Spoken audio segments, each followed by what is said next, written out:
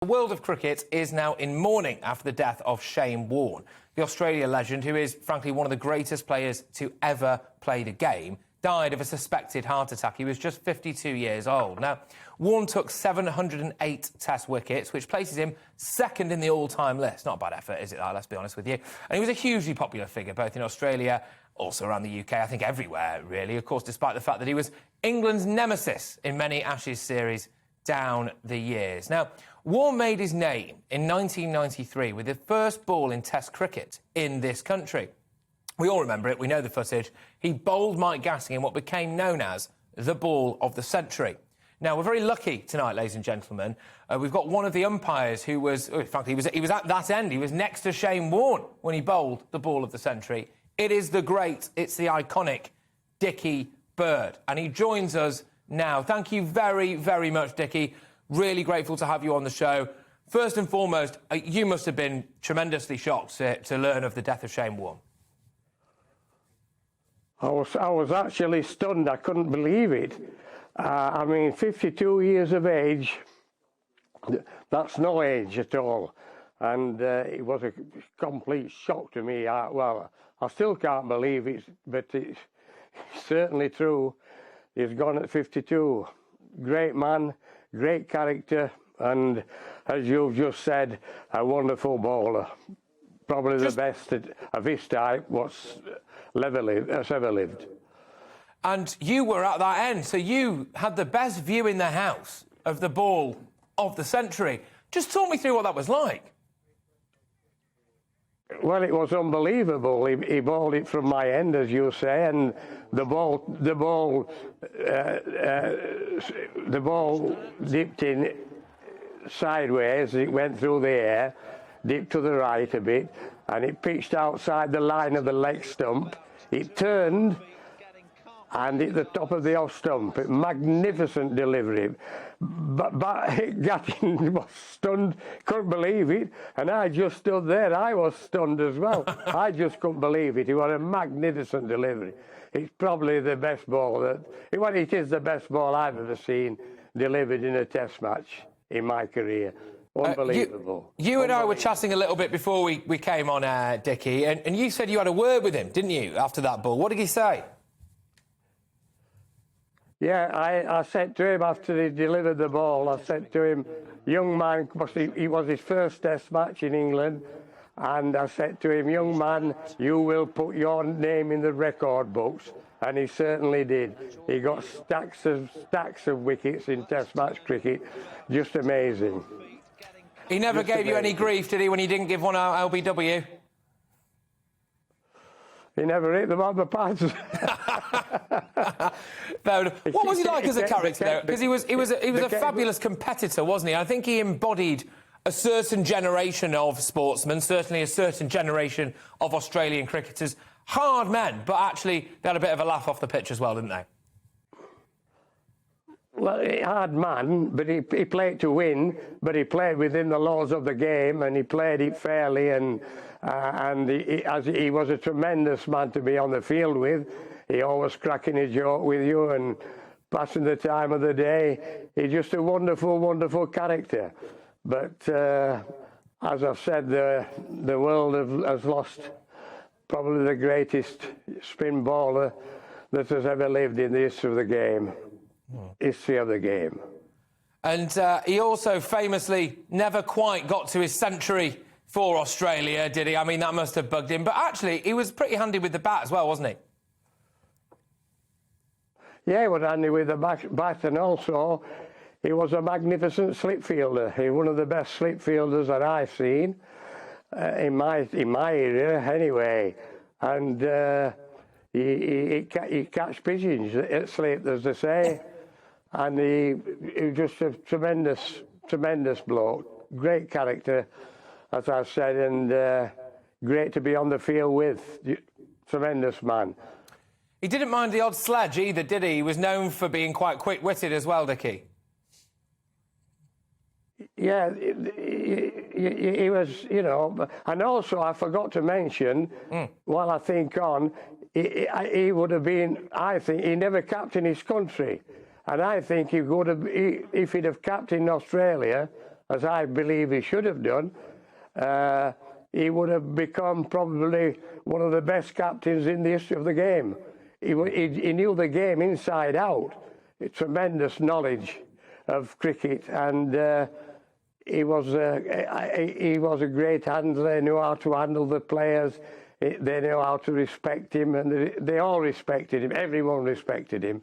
It's so much respect that you know, he's just marvellous man. Dickie, just if you can, I know we've not got all day, of course, but just summarise him as a bloke, really, because you were right up next to him, right? You were umpiring there and then. You must have done it numerous times over the course of your career and his career. Just summarise what it was like to be in his presence, really. I mean, you're two legends of the game. You've both got an aura about you, but describe his. Well, it was a great pleasure for me to be stood there, you know, on the. I always enjoyed England-Australia Test matches because I think that the Australia Test matches, and especially the England-Australia Test match at Lord, it's the biggest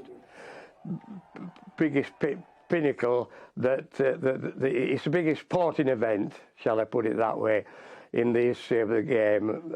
You can have any sport there is, but it was the greatest event. And yeah, out there, when I was out there with him, it was a great pleasure to watch him bowl. I used to get so much pleasure, although he got to stacks and stacks of wickets against England, but I used to get so much pleasure in watching him bowl. His artistry in bowling leg spinners, googlies, top spinner, he bowled a lot, and as I say, he was the best. Yeah, absolutely. Better than Muralitharan then?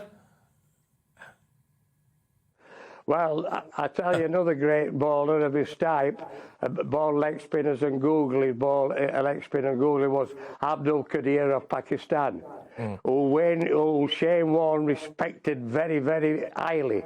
He rated, Shane Warne said to me, this fella, Abdul Qadir of Pakistan, is as good as I am. I said, well, I've seen him bowl, Shane, and you're two great bowlers. I will say that, and but to say that he's as good as you is a tremendous compliment you're paying to him, because I thought there was no one better than Shane Warne. But he must have been quite better than you, and it was a great pleasure for me to be out there in the middle with him. But you had to pick him, you see. So you must have had to have been well versed in all his variations and everything like that. Actually, you had a very tough job. Pardon? You must have had a very tough job umpiring to Shane Warne because of all the variations. You know, you can tell when he bowled his leg spinner and his googly, his top spinner. You know, if I stood back from him a while, I could tell you what he was going to bowl by looking at his hand. But it was difficult to pick him when I stood up to the wickets, close to the wickets. Difficult to pick him up. But if I stood back and then watched his hand come over, I could tell you what he was going to bowl: leg spinner, googly, or top spinner. Well, Dickie, you're an absolute legend. I must say, you are one of these people that I've always wanted to meet, I've always wanted to talk to, and it's come amongst very tragic circumstances, of course, the sad loss of Shane Warne, the shocking loss, really, of Shane Warne at the age of 52. Yeah. But, Dickie, thank you so much for going out of your way, big time, to meet with us this evening and to talk with us as well, and wish you all the best. OK, take care. Thank you very much. There's Dickie Bird there, of course, probably the most famous umpire that's ever lived, pretty much. Leo Kurtz and Dave Chauner are with me, of course. I mean, are you into cricket? Yeah, I used to play it when I was a kid. My dad's English, so, you know, he forced me to play cricket. Yeah. But, yeah, Shane Warne, I mean, obviously, I spent a lot of time in Australia. He's like this huge, you know, larger-than-life character and, you know, brought so much excitement and, you know, charisma to what is essentially an inherently dull and pointless game. It's got two regimented breaks for meal time. So yeah. I famously, once I was playing at school, we were playing against the MCC, right? And I ate so much poached salmon at lunch that I couldn't go out to bat again afterwards. You can never call me middle class. You just said that. That is something you'll never hear a Scotsman say. I ate so much poached salmon at lunch, I couldn't bat. I didn't touch the beef, apparently Dickie Bird wants to come back on. Oh, Dickie, you all right? Are you still there? I am. I'd like to say, if I may, Yeah. I'd like to wish all your viewers every success and every happiness, and I would like to thank all you viewers, all the tremendous help you gave me throughout my career. Oh. You've always been an admirer of mine, and I really appreciate that. And I'd like to wish all your viewers all the very, very best for the future.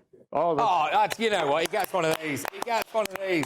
Well done, Dickie Bird. What a legend! And also, there's only I think it's probably only Dickie Bird who could talk to one of our producers, demand to come back on air. Right? I'd get shouted at in my ear. You've got to go. Dickie's back.